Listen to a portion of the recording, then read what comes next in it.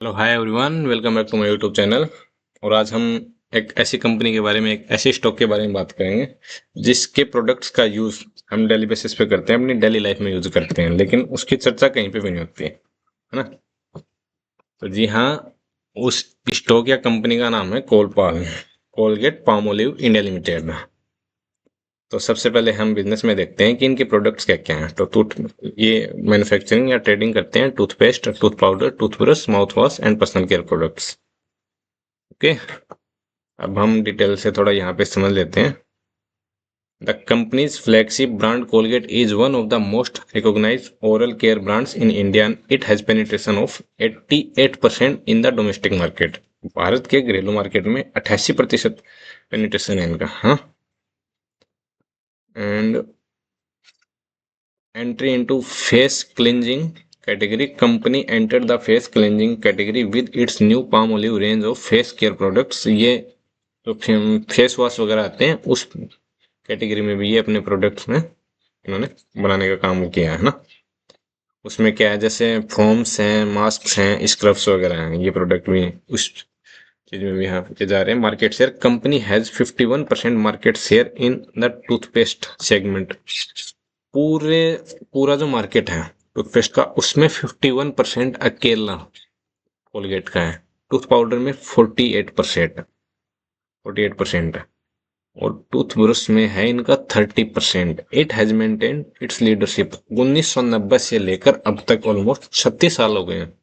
1990 से अगर हम 2026 तक ऐड करें तो इन्होंने लीडरशिप अपनी कायम रखी हुई है। It is the number one recommended brand bye doctors across the world and in India. Company earns, ये 96% पैसा कमाते हैं डोमेस्टिक मार्केट से, और 4% अपने टोटल रेवेन्यू का पैसा कमाते हैं ये एक्सपोर्ट से। इनके प्रोडक्ट्स कहाँ कहाँ अवेलेबल हैं? ई कॉमर्स प्लेटफॉर्म्स पे भी आसानी से इनके प्रोडक्ट्स मिल जाते हैं। जियो मार्ट, अमेजन, फ्लिपकार्ट वगैरह पे जो भी ई कॉमर्स वेबसाइट्स हैं वहां पे। अपनी टोटल रेवेन्यू का ये 13% एडवर्टाइजमेंट पे, विज्ञापनों पे खर्च करते हैं। इनके विज्ञापन कौन करता है? जैसे शाहिद कपूर है, बिगेस्ट सेलिब्रिटी शाहिद कपूर, राणा दग्गुबाती, रणवीर सिंह, ये इनके एडवर्टाइजमेंट करते हैं। और 2020 में इन्होंने आईपीएल टीम्स को भी स्पॉन्सरशिप किया था, वहां पे उनके पार्टनर्स थे। इनके मैन्युफैक्चरिंग प्लांट कहाँ कहाँ पे हैं? हिमाचल प्रदेश, गोवा, गुजरात एंड आंध्र प्रदेश। और ये प्लांट्स कितने स्क्वायर मीटर में फैले हुए हैं? 3,64,600 स्क्वायर मीटर। कंपनी के पास रिसर्च एंड डेवलपमेंट सेंटर्स भी हैं। जो सबसे बड़ा तो है वो है मुंबई में, which is one of the India's largest, its largest R&D facility globally. Global level पे लार्जेस्ट है वो। The facility has 900 plus scientist की टीम है इनकी। 10,000 से ज्यादा पेशेंट पे ये स्टडी कर चुके हैं। 100 plus research studies and 900 patients per year. Colgate Palmolive Company USA is the ultimate holding company. It holds a stake of 40% in the company. Company की सीईओ कौन है? अभी जो सितंबर 2022 में 5 साल के लिए नियुक्त की गई थी, प्रभा नरसिम्हन। ओके, तो ये हमने मैनेजमेंट वगैरह सबके बारे में यहाँ पे जान लिया। अब चलते हैं यहाँ पे फाइनेंशियल स्पेक्ट। कंपनी की मार्केट कैप है 51,302 crore. Stock P 38.5। ROC, return on capital employed, 105% का है। हम जहां पे 25% से ज्यादा की बात करते हैं वहां पे इसका है 105%। बहुत ही सुपर है। कंपनी के पास, कंपनी के ऊपर कर्जा कितना है? ओनली 4%। प्लेज परसेंट 0 है, और रिटर्न ऑन इक्विटी 81.2% है, और डिविडेंड ये देते हैं 2.7% का। तो यहाँ पे हम देख सकते हैं कि पी के वैल्यूएशन के हिसाब से हम देखते हैं कि स्टॉक प्राइस सस्ता है या महंगा है। पी के वैल्यूएशन सस्ते हैं या महंगे। तो यहाँ पे हम देख सकते हैं कि सितंबर 2024 में पी चल गया था 72.4 का, हाईएस्ट एवर। और मीडियन कितना है? 44.5 का, 44.5 का। लेकिन अभी चल रहे हैं 38.7 का पी चल रहा है। तो उस हिसाब से वैल्यूएशन, पी के बेस पे इनका वैल्यूएशन सस्ता है। अभी स्टॉक अंडर वैल्यूड है। सेल्स देखते हैं कि दिसंबर 2024 में इनकी सेल्स थी 1462 करोड़ की, और दिसंबर 2025 में हो गए 1486 करोड़ की। ऑपरेटिंग प्रॉफिट 454 करोड़, 442 करोड़ 25 में। नेट प्रॉफिट जो दिसंबर 24 में था 323 करोड़ का, वो दिसंबर 25 में बढ़ के हुआ है 324 करोड़ का। अब एक पॉइंट आप लोगों का ये हो सकता है कि अनिल भाई ये मतलब 1462 करोड़ से 1486 करोड़, ये तो सेल्स बढ़ी है और नेट प्रॉफिट बढ़ा है 323 करोड़ से 324 करोड़। एक एक रुपये बढ़ा है नेट प्रॉफिट, और नेट प्रॉफिट 1 करोड़ ही बढ़ा है।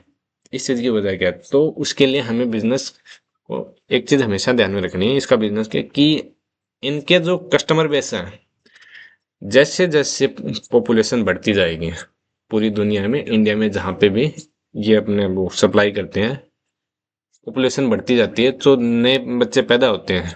तो जैसे ही वो 6-7 साल के बाद उनकी एज होती है टूथ ब्रश करने की, कोलगेट करने की, तो वो जो कस्टमर बेस होता है ना, वो इनका बढ़ता ही जाएगा, क्योंकि हम जानते हैं कि पॉपुलेशन बढ़नी ही बढ़नी है। और वो तो उस तरीके से इनका वो एक कस्टमर बेस भी बढ़ना ही बढ़ना है, और इनकी सेल्स भी एक कंटिन्यूअस और कंसिस्टेंट वे में बढ़नी ही बढ़नी है ना। तो ये इसका सबसे बड़ा प्लस पॉइंट है। तो उस चीज को हम यहाँ पे भी देख सकते हैं कि मार्च 2014 में जो सेल्स इनकी 3579 करोड़, 3579 करोड़ की थी, वो मार्च 2025 तक बढ़ के 6040 करोड़ की हुई है ना। तो यहाँ पे ये कितना है, ओनली 68% का है 10-11 सालों में। ऑपरेटिंग, इसके इसके पीछे रीजन क्या है? इसके पीछे रीजन वही है कि मान लो प्रोस्पेरिटी कितने भी बढ़ जाए दुनिया में, इंडिया में कहीं पे भी बढ़ जाए, मान लो हमारे पास घर में अचानक से हमने मतलब अच्छा मतलब एक ग्रो करके अच्छा खासा पैसा कमा लिया, तो उसका मतलब ये तो नहीं है ना कि हम एक साथ 3 टूथब्रश लेके करेंगे। एक ही बंदा 3 टूथब्रश करेगा, 2-4 वो उसके वो टूथपेस्ट वगैरह लगा के वो कुछ ज्यादा ही करेंगे। वो जितना यूज करना है उतना ही करना है हमें डेली बेसिस पे, है ना। और धीरे धीरे ये मतलब अपनी वो प्राइस पावर भी बढ़ाते जाते हैं, कि प्राइसिंग पावर है इनकी अपनी, मतलब ये प्रोडक्ट्स की प्राइस बढ़ाते जाते हैं, तो उस चीज का हमें इतना फर्क भी नहीं पड़ता, क्योंकि हम उसको इतना देखते भी नहीं है। अगर हम चेक करें तो हमें ये भी नहीं पता कि आज से 5 साल पहले टूथपेस्ट की प्राइस क्या थी उसके, और इन्होंने कितना बढ़ा दिया, है ना। स्लाइटली धीरे धीरे बढ़ाते जाते हैं ये। तो वो भी एक इनकी प्राइसिंग पावर है। ये नहीं कि आज मान लो 10 रुपए का था टूथपेस्ट और कल वो 11 रुपए का होगा तो हम लेना छोड़ देंगे, हम दूसरा ले लेंगे। नहीं, ऐसा कुछ भी नहीं है। हमें कोलगेट करना तो हमें कोलगेट ही करना है, हमें सेंसोडाइन करना तो हम सेंसोडाइन ही करना है, पेप्सोडेंट करना तो पेप्सोडेंट ही करना है। आज समझ रहे हो मैं क्या कहना चाहूँ? यहाँ पे हम ये देख सकते हैं कि नेट प्रॉफिट जो मार्च 2014 में 540 करोड़ का था, वो बढ़ते बढ़ते हाईएस्ट एवर पहुंच गया मार्च 2025 में 1437 करोड़ का। और उस चीज को यहाँ पे ईपीएस में भी देख सकते हैं कि 52.83, 52 का लगभग 53 का इनका ईपीएस हो गया है। और ये डिविडेंड पे आउट 97% ये डिविडेंड बांट देते हैं, है ना। रिजर्व यहाँ पे देख सकते हैं कि 586 करोड़ से बढ़ के मार्च 2024 में हो गया था हाईएस्ट एवर 1847 करोड़। और ये भी ऑलमोस्ट हाईएस्ट एवर के पास है मार्च 2025 और सितंबर 2025 का, क्योंकि इनमें वो एक अचानक से बूम आने वाला नहीं है इनकी सेल्स में, इनके नेट प्रॉफिट में। क्योंकि इनका वो बिजनेस ही नहीं है, इनका वो मार्केट बेस ही नहीं है, कस्टमर बेस ही नहीं है कि अचानक से बूम आ जाए कि 25-30% के अचानक से वो हो गया, है ना। फिक्स्ड एसेट यहाँ पे अच्छे खासे चल रहे हैं। यहाँ पे एक कंसर्न हो सकता है कि हाँ, लोन लोन कंपनी के ऊपर 60 करोड़ का बोरोइंग्स ना 60 करोड़ की है। तो यहाँ पे अगर हम इसको डिटेल में जाके यहाँ पे देखें, अदर एसेट्स में जाके देखें, तो कंपनी के पास कैश कितना 1347 करोड़ का, और लोन कितना है कंपनी के ऊपर 60 करोड़ का। अगर ये 1347 करोड़ में से 60 करोड़ अगर ये यहाँ पे चुका भी दें, तो कंपनी के पास कितना पैसा बचेगा कैश में? 1287 करोड़ कंपनी के पास फिर भी कैश रह जाएगा, और बोरोइंग्स हो जाएंगे जीरो, लोन एकदम जीरो हो जाएगा और कंपनी डेट फ्री हो जाएगी। और अगर वैसे देखें तो कंपनी ऑलमोस्ट डेट फ्री है ही, क्योंकि 1300-1350 करोड़ के पास तो इनके पास कैश है, तो ये उसको कभी भी चुका सकते हैं, है ना। तो वो कुछ इश्यू वाला पॉइंट है ही नहीं। अब हम कैश फ्लो में चलते हैं। हम देख सकते हैं यहाँ पे कैश फ्रॉम ऑपरेटिंग एक्टिविटी मार्च 2014 से एक भी बार इनका cash from operating activity minus में नहीं आया है। इसका मतलब क्या है कि जो पैसा ये कंटिन्यूस कमा रहे हैं हर साल, वो पैसा इनका यहाँ पे बुक्स में आ रहा है ना। अब शेयर होल्डिंग पैटर्न देखते हैं हम। 51% प्रमोटर के पास है, डीआई के पास है 15.18 और 13.5 है, सॉरी एफआई के पास है 15.18 और डीआई के पास है 13.5%। 0.28% गवर्नमेंट के पास और 20.03% है पब्लिक के पास। तो ये पब्लिक का निकाल के अगर हम देखें तो मोटा मोटा 80% शेयर होल्डिंग स्ट्रॉन्ग हैंड्स के पास है। स्ट्रॉन्ग हैंड्स में कौन कौन है? एफआई, डीआई, गवर्नमेंट और प्रमोटर, यहाँ पे सारे ही आ गए। तो ये भी एक, फिर एक इसमें मेन रीजन क्या है इसमें, एक ये है कि मतलब मान लो ईरान, इजराइल और अमेरिका में एक वार चली हुई है, तो उस चीज का हमें कोई फर्क नहीं पड़ता, हमें डेली बेसिस पे कोलगेट करनी है तो करनी है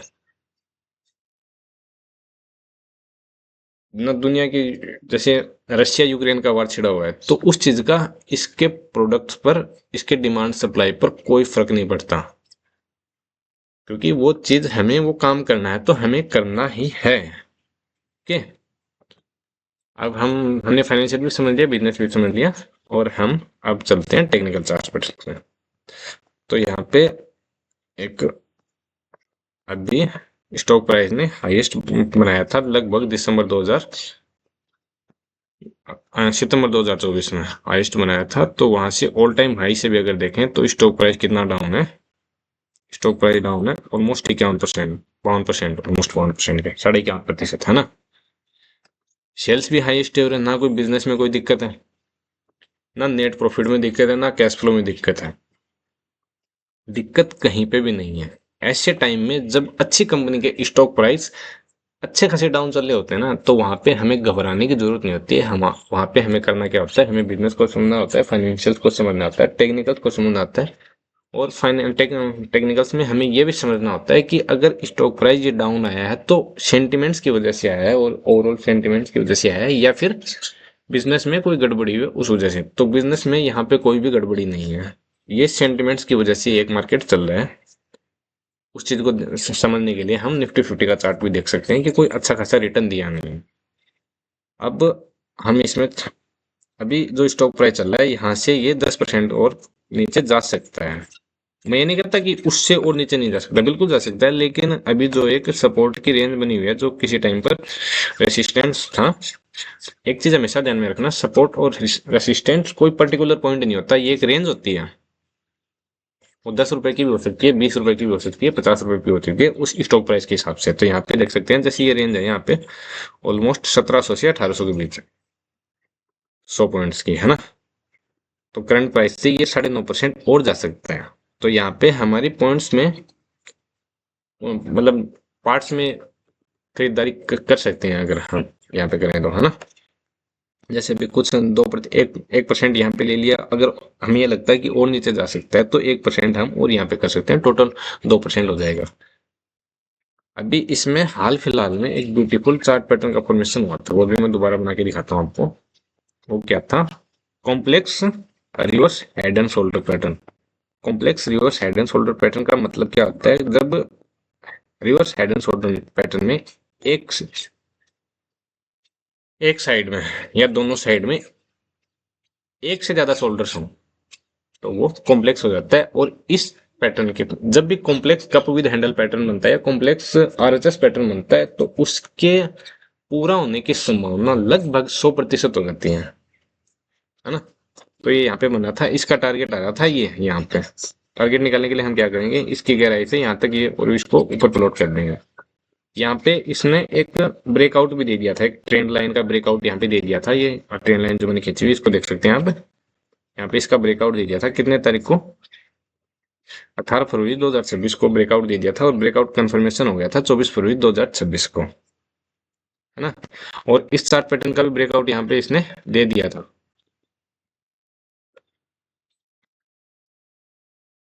इस चार्ट पैटर्न का ब्रेकआउट 18 फरवरी को दिया था और कंफर्मेशन हो गई थी 24 फरवरी को।